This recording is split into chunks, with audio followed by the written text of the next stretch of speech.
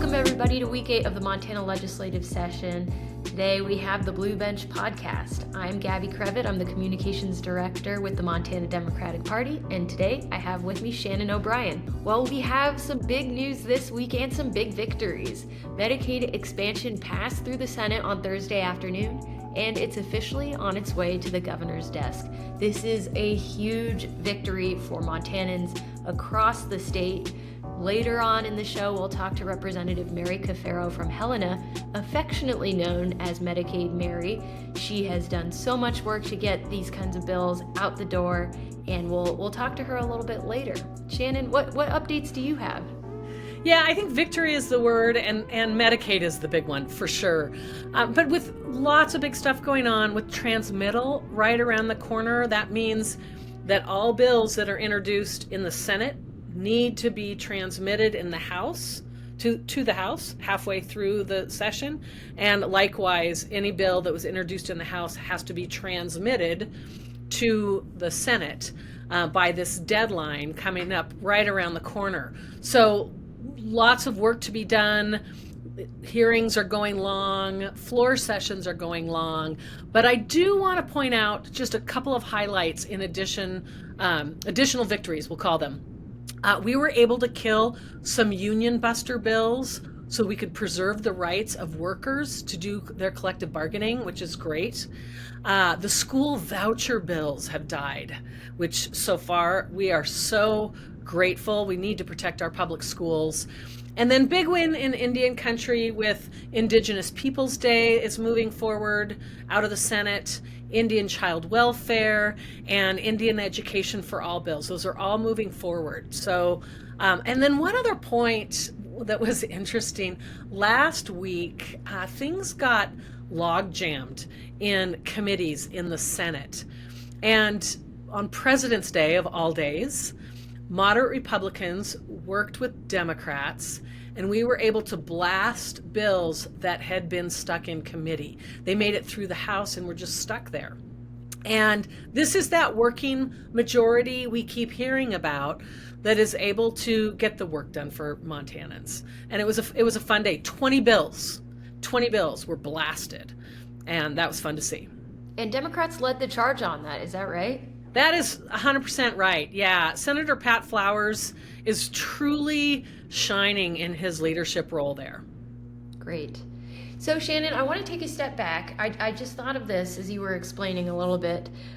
For those that are maybe not very familiar with the legislative process, what can you tell us about transmittal? What happens during that time, and how can people still stay engaged and support lawmakers during that time?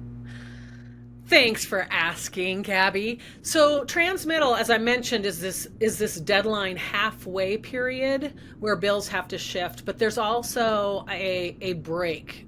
Typically, there's 2 to 3 to 4 days that legislators have off. This time, it looks like they'll have 4 days, quote, off to go back to their districts and meet with their constituents. I'm hearing lots of local Democrats hosting listening sessions or town hall meetings, and the Montana Democratic Party, thanks for asking, on Monday night at 5:30 on March 10th, we will be hosting a virtual town hall. So we will have leadership represented from both the House and the Senate will be available for us, and they'll be sharing kind of the halftime report, if you will, of what's happened so far, what their eyes on the prize might be, and how we're going forward. And then we'll have some time for question and answers as well. Well, I really want to save time for our interview with Representative Caferro. Again, Medicaid expansion is such a massive victory led by Montana Democrats 100% of the way, and Representative Caferro definitely gets into that. I will note for listeners that this interview was recorded on Wednesday afternoon, and that was before the bill had passed through the Senate, but regardless, I think the content is valuable and really insightful, and I'm really looking forward to sharing this interview with you guys. And one other really important point with the Medicaid expansion bill is it's now up to the governor. So folks, listeners, if you hear this, reach out to the governor's office and let him know how you feel about Medicaid expansion, how you feel about 80,000 people being eligible for health care. So it's up to the governor now. All right, well, let's get into the interview, Shannon.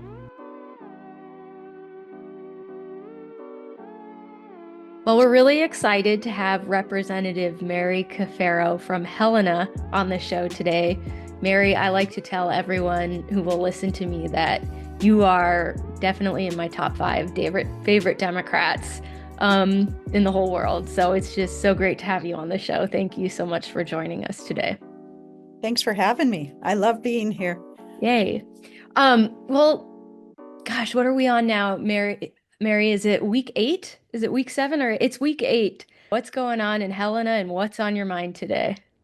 Okay, well, thanks for asking. And I am really happy to be here. It's always fun to communicate what's going on in the vortex as far as from my perspective.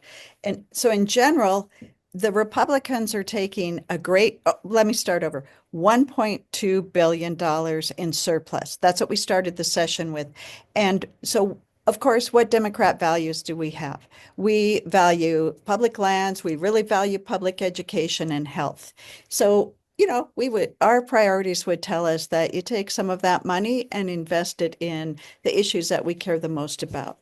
So what do the Republicans value? They have been taking that money and putting it here, there, and everywhere in all of these funds, tying it up with all these rules that will make it hard to get to.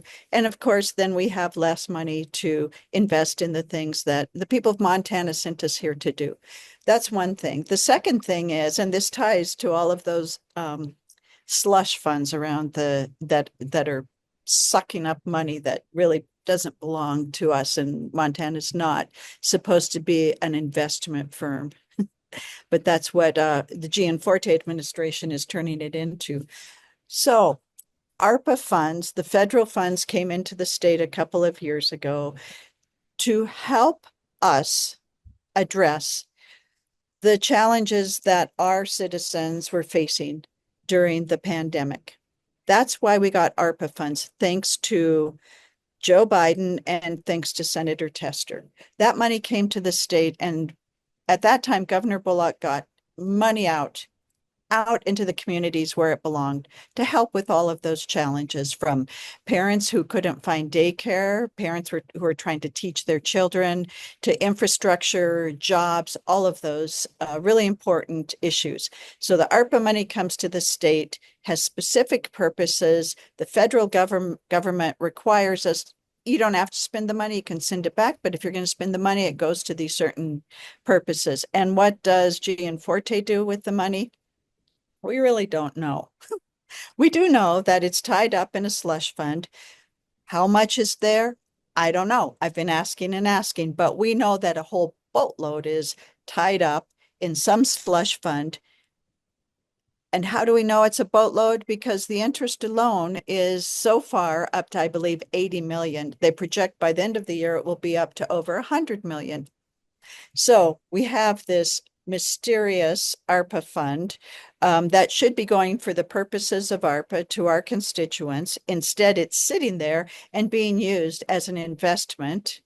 And then the interest, which is another slush fund, is going for who knows what. We did get some information and learned that some of that money was going, 12 million, to purchase a building. No oversight at all from legislature, all under the radar. And this is the big thing that you will really find interesting. Some of that interest money went to the Judicial Review Committee, the phony Judicial Review Committee, the partisan Republican, let's take over the courts review committee. 500,000 went over to that committee so they could do their phony work, Right. Now, this is really going to kill you.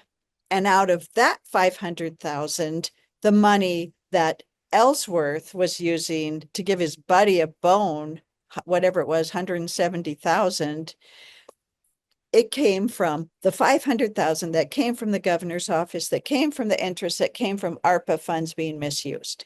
So follow that line of reasoning. And then the $12 million to buy a building For what purpose? The state is not buying buildings in this day and age. So that's really, I mean, I've worked here a long time. I lobbied before I was a representative, and I tell you, the halls right now are filled with, well, you can smell it. You can smell the money.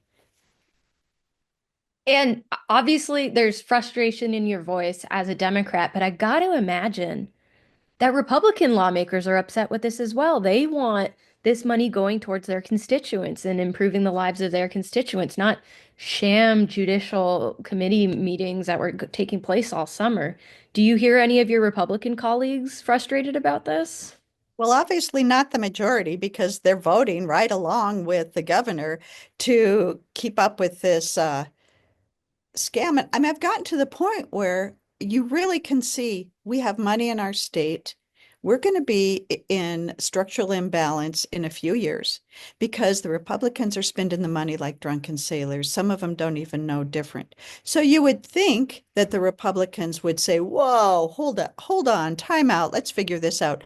And there are some who, the hard right, who is saying, wait a minute, we need to know more about what's happening.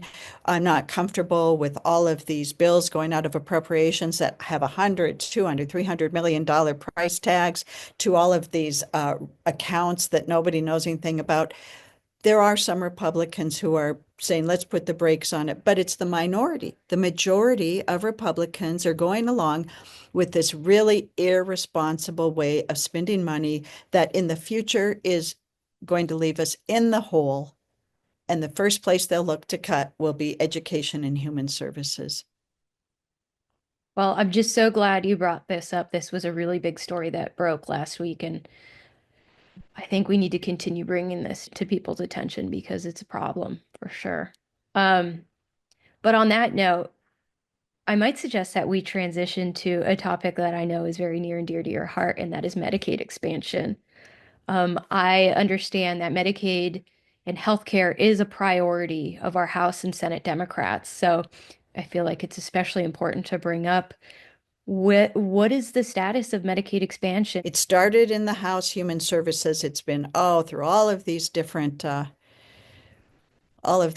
twists and turns. And but I have to take you back. I have to take everyone back because Republicans are sponsoring the bill. We have a Republican governor who may sign it, and he's going to take credit for it. But guess what? This is a Democrat bill. It is Democrat priority. It is Democrat values. Way, way back when, we have always fought for all people to have access to health care, all people. Because we know what happens when you have a healthy population. The person who is working in the back of the house, who really needs their teeth fixed, under Medicaid expansion, that happened. And that worker now was on a career ladder and moved to the front of the house. And for the first time, these are my constituent stories, for the first time in his life, he was able to smile and feel proud. Those are really important stories. The woman who worked great in the workforce doing fine. Her husband gets Alzheimer's. She makes the choice to reduce her work hours so that she can do the right thing and take care of her husband. She deserves health care. So many people deserve health care.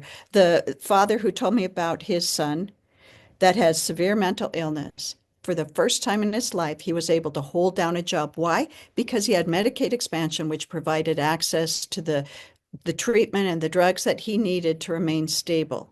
So Medicaid expansion across the board helps so many different people. And of course, there's the business argument too, which I won't get into because everyone else talks about it so much. But Democrats have been there from the beginning. We set the table. We set the table for Medicaid expansion.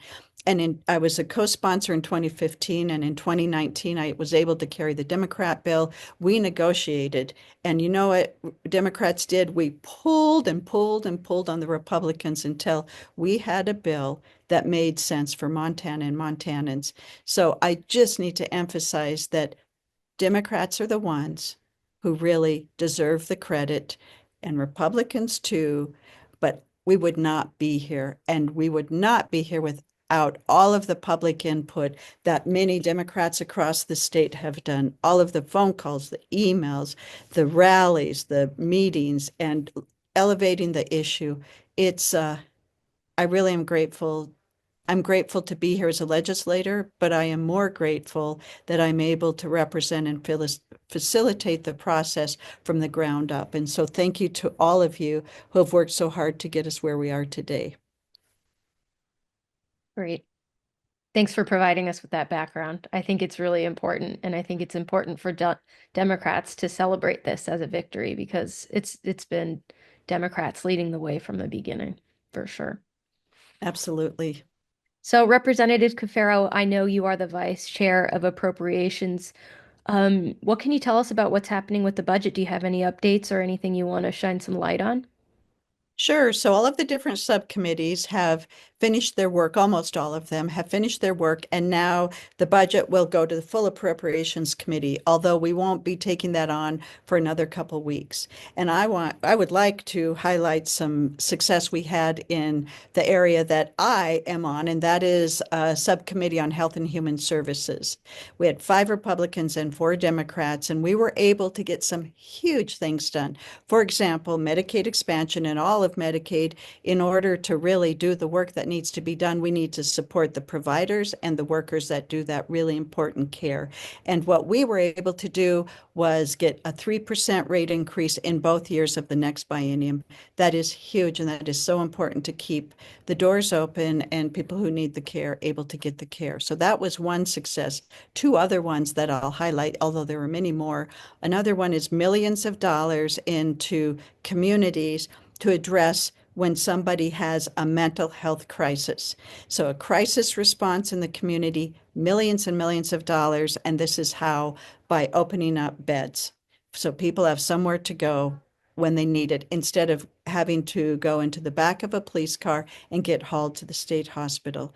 That was really important. And then another one is home visiting is a very successful program. And so, again, millions of dollars to go to home visiting for mamas who are suffering from substance use disorder or a mental illness. Not everybody has family supports. And we just really support that. Some people need that. They need someone to come into their home and help them with many things. And I'm not saying that people who are low income don't have the ability to parent. They absolutely do. But many of them don't have the supports that they need. And so home visiting, crisis beds in the community, and a provider rate increase that is so huge. Those were important things that we're able to get done in subcommittee. And I just wanted to highlight that. In order for Medicaid expansion to work, we need the workforce and we need the providers. The 2 most important parts in the system, people who care and the people who need the services. And that's where this money will be directed. These are big victories.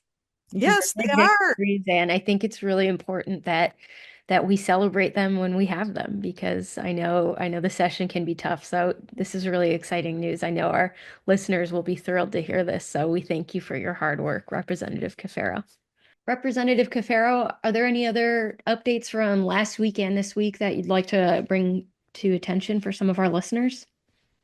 Well, thanks for that because although Section B got some good stuff done, and I already talked about that, there are a number of glaring, there are a number of immoral and shameful things that the Republicans put forward or opposed. One of them is there was a motion to accept the funding of 20 million federal dollars, 20 million in federal dollars for what's called the summer EBT program.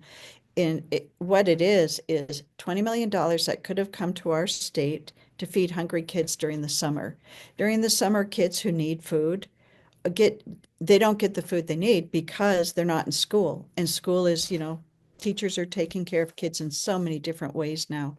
So our subcommittee, on a party line vote, the Republicans killed the motion, Democrats supported it, to bring money in to feed hungry kids during the summer.